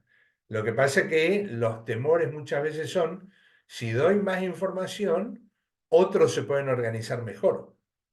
Lo que me lleva también a exigirme mayor grado de eficiencia y obviamente mayor eficacia. Y uno de los temas que dice Bobbio, el problema es el bajo rendimiento en la democracia. ¿Qué es lo que estamos viendo ahora? Bajo rendimiento, ¿qué sería? Y muchacho, democracia 40 años y 40 y pico y 50% de pobreza o 45, entre 40 y 50 de pobreza. Pasaron ya varias fuerzas políticas. La pobreza fue en aumento. ¿Qué rendimiento tiene la democracia? Que además es el gobierno del pueblo para el pueblo, según algunos eslogan de épocas de mucho debate, ¿sí? Entonces Profe, ahí, eso es el bajo rendimiento, sí, Mariana. estaba viendo los apuntes y le iba a preguntar de la tecnocracia. ¿Esto no afecta esta incapacidad de alguna forma dejar la pobreza? Que supuestamente también había 7 de cada 10 niños eran pobres, decían. No sé si es un parámetro real, pero... Y también, ¿quién es hoy, por ejemplo, representante dentro de la política que tenga rasgos de tecnocracia? Porque usted ha dicho Caballo, pero Y hoy, la digamos, ¿hay mayoría de alguien? los, a ver, para mí la mayoría de los economistas de esa línea, ¿sí? Que lo que están viendo principalmente es cómo garantizan equilibrios macroeconómicos, por un lado. Y por otro, cuando el gobierno de los especialistas es el que adquiere más poder, se pierde el poder de los más representativos, de lo popular, ¿eh? Porque ya no es tan necesaria la participación popular si los que saben lo único que tienen que hacer es activar sus conocimientos técnicos para que la cosa funcione. Stutzenegger, que ahí leía por ahí, no sé, creo que fue un periodista, leía en algún lado, que decía, ¿quién se podía imaginar que Stutzenegger fuera ovacionado? Nadie, porque no han tenido, digamos, un perfil de mayoría, de presentarse ante un público, ¿sí? Ante lo popular, digamos, más que desde lo técnico, ¿sí? Y que claramente es un especialista orientado a los mercados, que conoce la economía de mercado y que conoce la forma en debilitar al Estado en pos de el fortalecimiento de los mercados, ¿eh? Que en síntesis no está mal, si lo vemos desde el punto de vista democrático, no está mal que así sea, no está mal. No está mal de por sí. Lo importante es que haya transparencia para saber qué se está disputando, ¿no? ¿Qué modelo es el que se disputa? Pero, por ejemplo, Caputo, yo creo que quien es Caputo, lo único que hace falta es escuchar a, a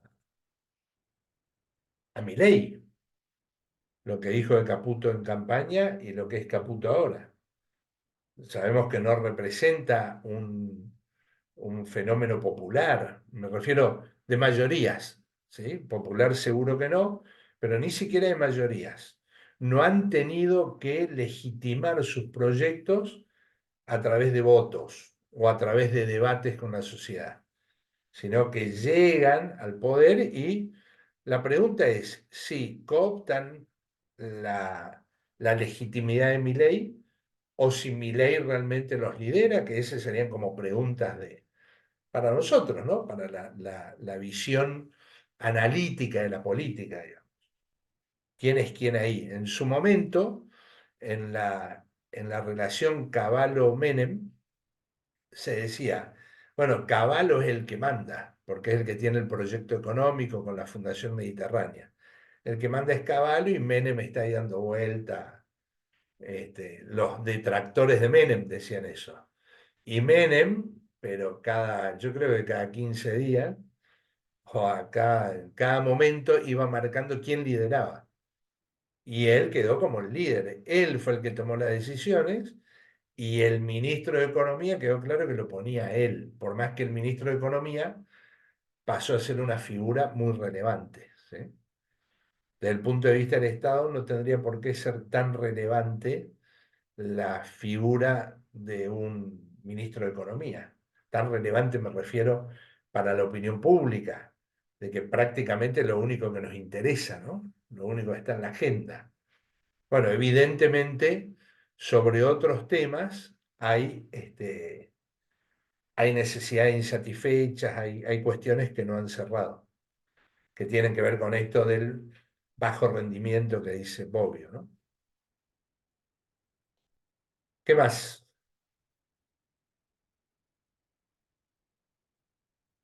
Les muestro algo rápidamente.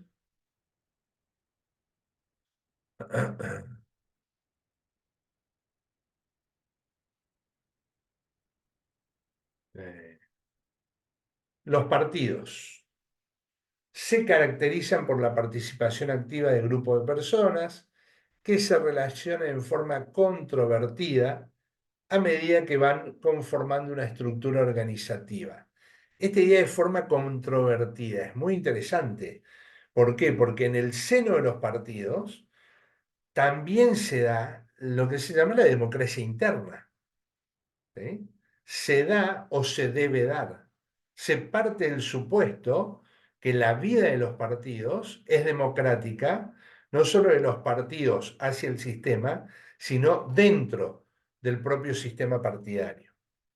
Por ello, reconocemos que son fuerzas políticas orgánicas que buscan poner en común una visión y un proyecto para el conjunto de la sociedad. ¿Qué significa esto de fuerzas políticas orgánicas? Mario Justo López toma esta clasificación, lo pueden ver en el capítulo de fuerzas políticas, ¿sí? Ahí vayan para todo este tema de partidos, eh, opinión pública, etc. Quiere decir que son fuerzas políticas que tienen órganos que después se institucionalizan. Por ejemplo, los partidos políticos deben tener órganos ejecutivos y órganos deliberativos, ¿sí? Por ejemplo, la UCR, varios partidos tienen comités, podemos empezar de abajo, subcomité, comité de circuito, comité departamental, pensando en Córdoba, ¿no? Comité departamental, comité provincial y después está el comité nacional. Ese comité sería el órgano ejecutivo. Cuando decimos el órgano ejecutivo es el que hace, el que implementa. ¿Está bien? También diseña, pero implementa, va a la acción. Y después está el órgano deliberativo, que sería como un órgano legislativo en el plano del sistema del Estado. Y ese órgano deliberativo, por ejemplo, en la UCR es el Congreso Provincial, a nivel de la provincia, ya no a niveles departamentales o locales o de circuito, ¿sí? Sino es provincial. Y después está la Convención Nacional, que sería el órgano deliberativo a nivel nacional. En realidad, lo mismo que pasa con el sistema político estatal en la Argentina, con la democracia y la república argentina, el poder legislativo como los poderes deliberativos son los que tienen más poder, son los que terminan de definir la visión del partido, la misión del partido, la visión, la misión, la plataforma del partido, es decir, las propuestas y las decisiones principales de los partidos, ¿eh? Cada uno en lo suyo.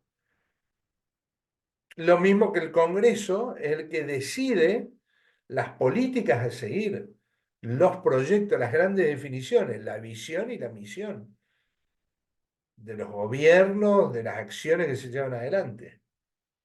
Dicho esto, ¿cuán fuerte o débil es la democracia si vemos que los órganos deliberativos solo están para cumplir con las decisiones de los órganos ejecutivos?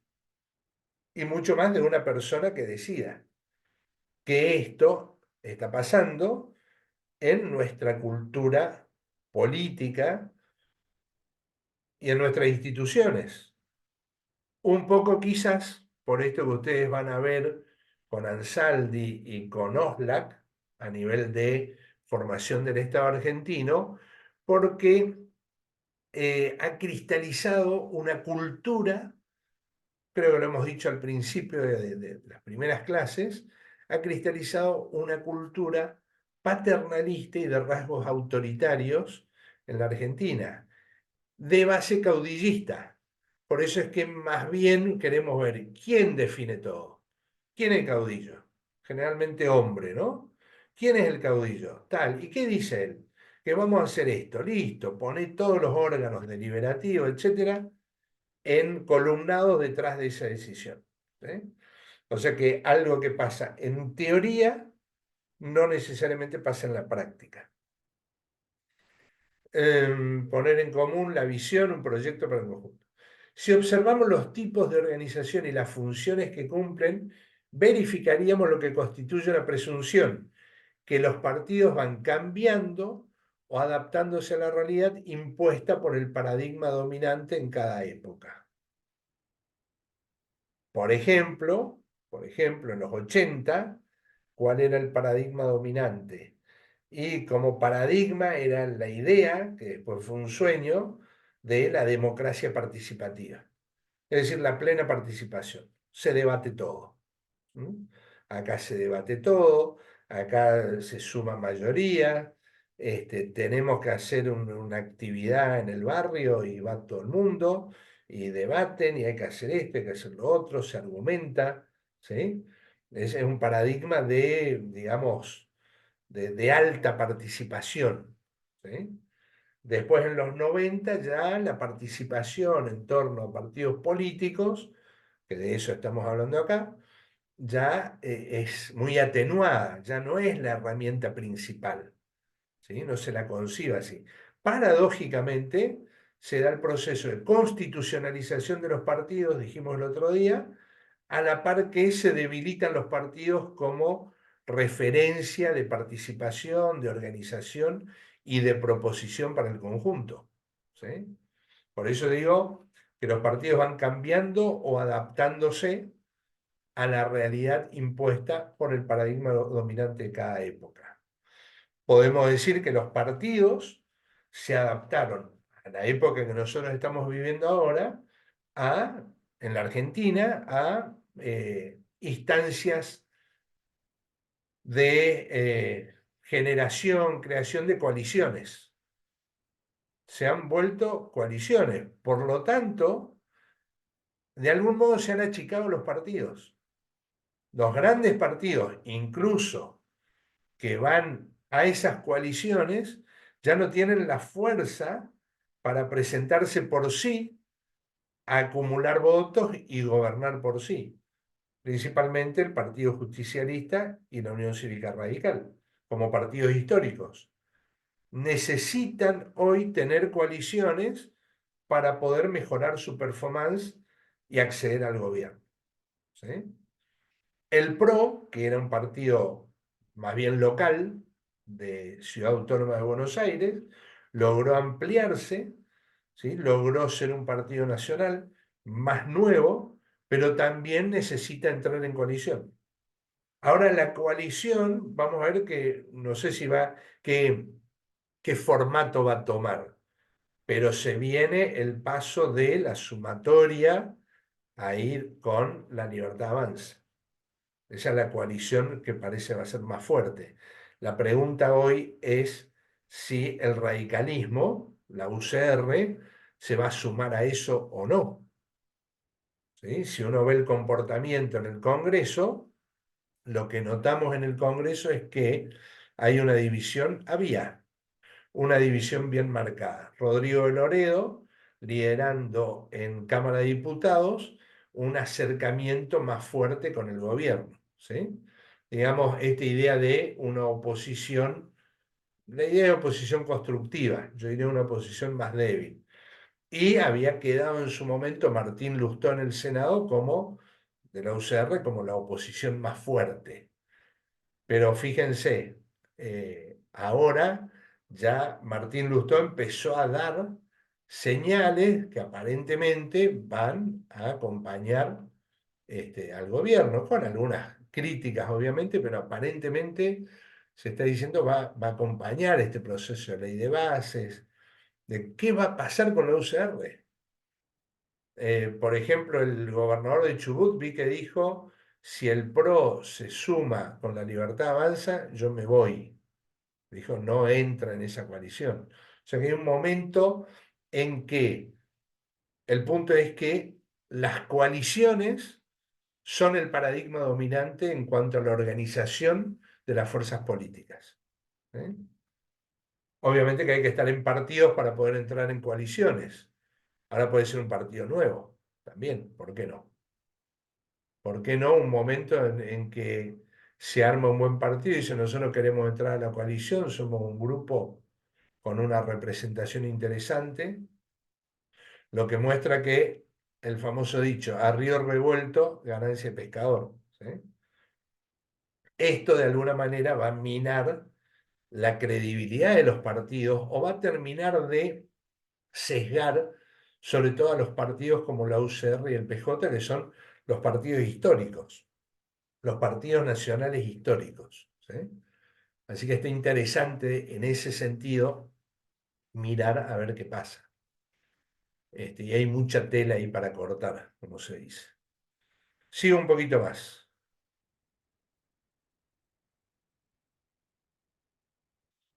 Los partidos son actores principales en la construcción de la estabilidad del régimen democrático y tienen entre sus funciones, tomo eso de Katterberg, las siguientes. Una, encauzar conflictos sociales.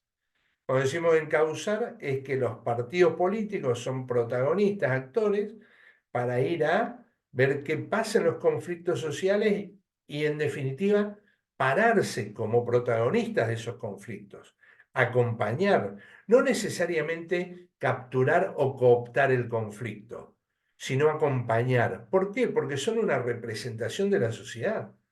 ¿Sí? ¿Vieron cuando se da la marcha universitaria, que tanta discusión hubo de que en realidad politizaban? Es que es política. Si es una definición del Estado, es política. ¿Qué problema hay que sea política? Lo que pasa es, claro, hay un sesgo más economicista, ¿no? Y la idea de tener el máximo descrédito a la política para vaciar justamente de contenido, de representación y de legitimidad a los movimientos populares. Pero, por ejemplo, ahí en el tema universitario vemos con claridad, muchos se sumaron, ¿para qué? Para abrazar una causa. ¿No es así? Entonces, la idea es que los partidos encauzan el conflicto social. Lo hacen como partido y lo hacen en su representación legislativa también, ¿no? Por eso es que tienen permanentemente rondas de conversaciones, receptar sectores de toda índole para ver cuáles son los problemas que tienen y cómo se resuelven, ¿no? Aunque a veces los partidos no dan más y es alta la desconfianza en los partidos políticos y en la dirigencia política, lo que hace que muchas veces no puedan formar parte de esas discusiones porque la gente misma los rechaza, ¿sí? Algunos dirigentes. B, resolver la selección de dirigentes y representantes públicos, ¿sí? Esa es otra función que tienen. Por ejemplo, la Constitución de Córdoba dice que los únicos que pueden presentar candidatos a cargos electivos son los partidos políticos, ¿sí? Y la selección de dirigentes ya se hace desde la vía interna, ¿no? Elegir, a ver quiénes son por ahí muchos que son precandidatos. ¿Qué quiere decir? Nosotros acá decimos, yo quiero ser candidato a diputado y todos queremos lo mismo. Y estamos en el mismo partido, bueno, vamos a la interna. Ese sería el precandidato. Soy precandidato. Otro dice, yo también soy pre, yo también. Bien, vamos. En la interna y en conversaciones. Después hay muchos que dicen, no me presento, arreglo con este, con el otro, pum, pum, pum. Ahí salen los candidatos a cargos electivos, ¿sí? Ese sería el proceso natural, más participativo. Fíjense que siempre se pone el acento en el gasto de la política. Se gasta mucho en las internas. Generalmente cuando se dice eso es el principal argumento para que no se mueva nada, para que quienes están en el poder lo sigan teniendo, tanto de partido como de afuera, ¿no? Entonces, para que nada se mueva, porque cuando hay elecciones, y a veces está cantado el futuro, ¿no? Pero muchas veces eso puede cambiar. Depende los liderazgos y la emergencia de nuevos liderazgos. C, recambio y alternancia en los procesos políticos. ¿Eh? La alternancia, ¿qué sería?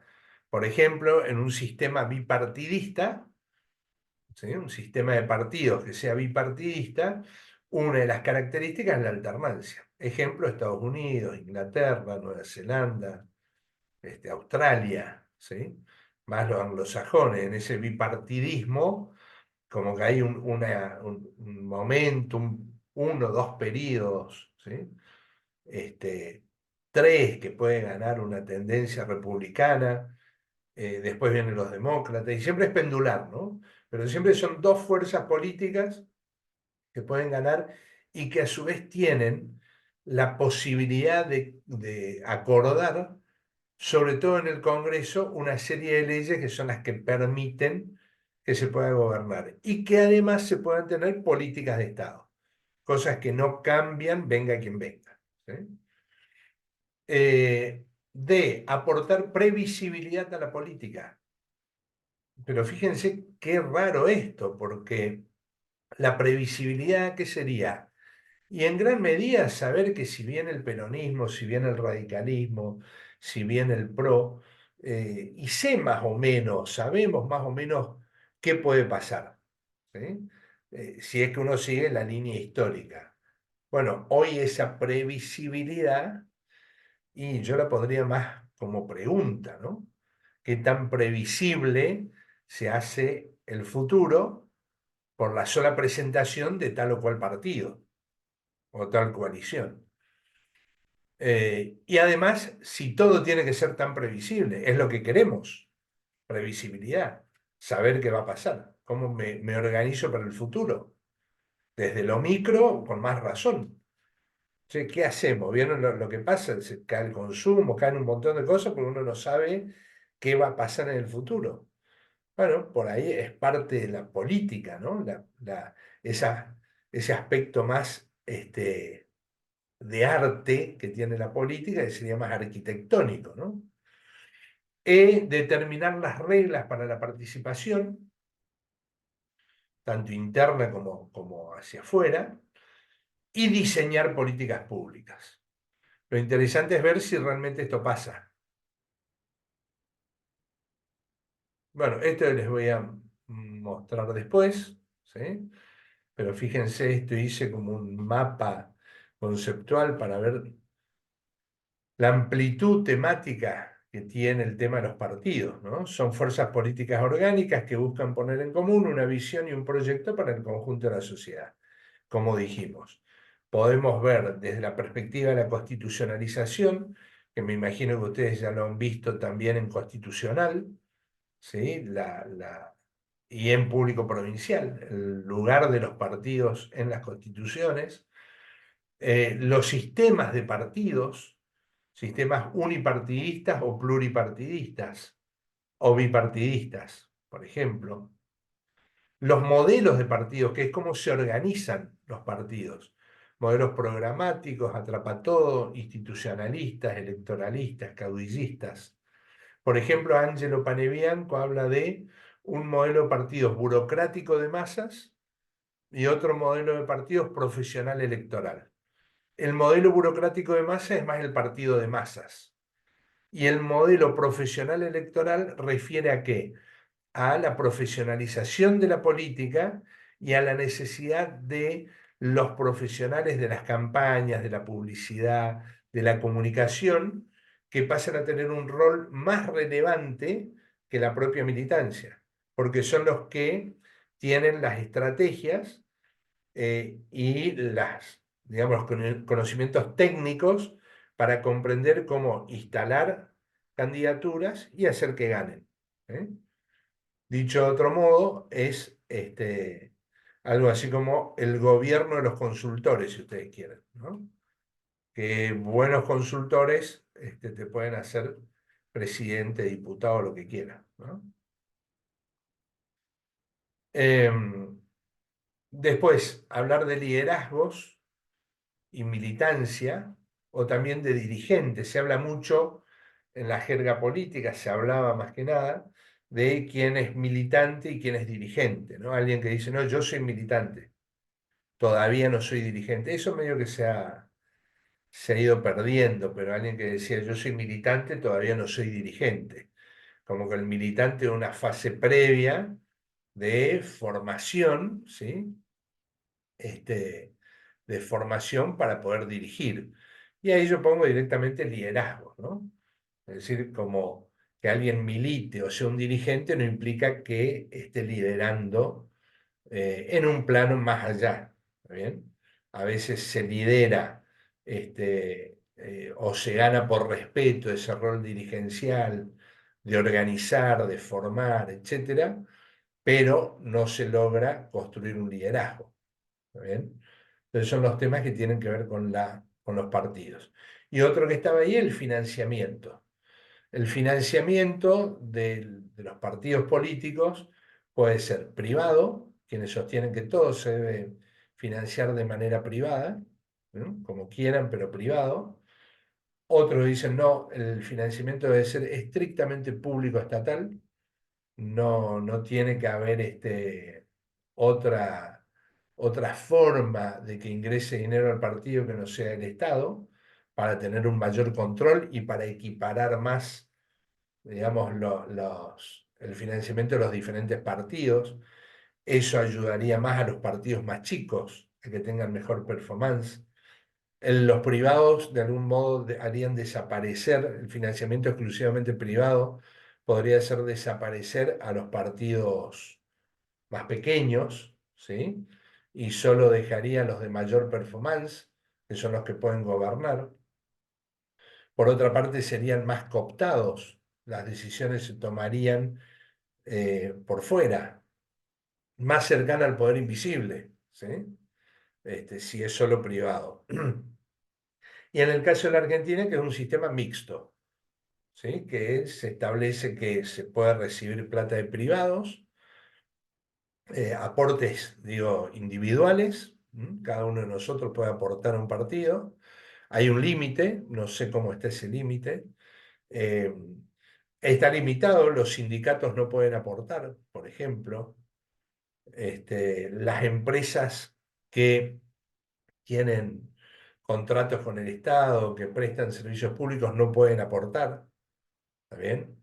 No pueden, cuando decimos no pueden aportar, no pueden poner ni el avión, ni el ómnibus, ni alquilar un auto. Suponte una empresa y dice, bueno, no aporto, pero te alquilo un auto y va un chofer de la empresa que no hace falta que diga que es de la empresa y va, te sigue en la campaña, ¿sí? Te lleva a todos lados. Bueno, eso no se puede. O tendrá un límite, ¿está bien? Mejor dicho, no se puede, estaba pensando en las empresas que prestan servicio al Estado. No pueden directamente. Directamente no pueden. Una empresa que no presta habría que ver hasta cuándo y cómo se regula eso, ¿sí? Pero esa empresa que no puede no va a poder tampoco, porque si no, quiere decir que está operando y está siendo parte de ese poder invisible. Como yo puse guita, la estoy poniendo para que vengan los beneficios posteriores. Eso siempre está detrás de esa opacidad de la que hablamos, ¿no? Siempre, siempre. Miren que siempre hay ahí que parece que salió la plata de tal lado, de tal otro. Nunca se termina de decir, ¿no? Nunca se termina de saber. Bien, ¿qué les pareció la clase de hoy? 12:50. Y nos vamos. Evaluación. Debilidades, fortalezas, de todo. Bien, profe. Camila. Debilidades por ahí la aplicación Zoom. No sé, yo pude entrar recién más tarde porque la tuve que descargar y me resulta más complicada que Meet por ahí, pero entiendo que era para poder grabar la clase. Sí, en realidad me pasó esto. Como estoy en otra compu, donde estoy no puedo sumar otro mail. Tendría que Ah, bien. borrar y no es mía. Entonces, porque iba a ser por mí para dejar ahí grabado y además la de la Facu, la que tengo el mail de la Facu, pero no pude, entonces me metí a esta que tengo en Zoom. Igual creo que se está grabando todavía. Sí, está grabando. Sí, sí, se está grabando. Bien, ahora después veo cómo bajo y capaz que lo suba a YouTube y de YouTube les paso el enlace, algo así. Ya veo cómo hacer. Bueno, ¿qué más?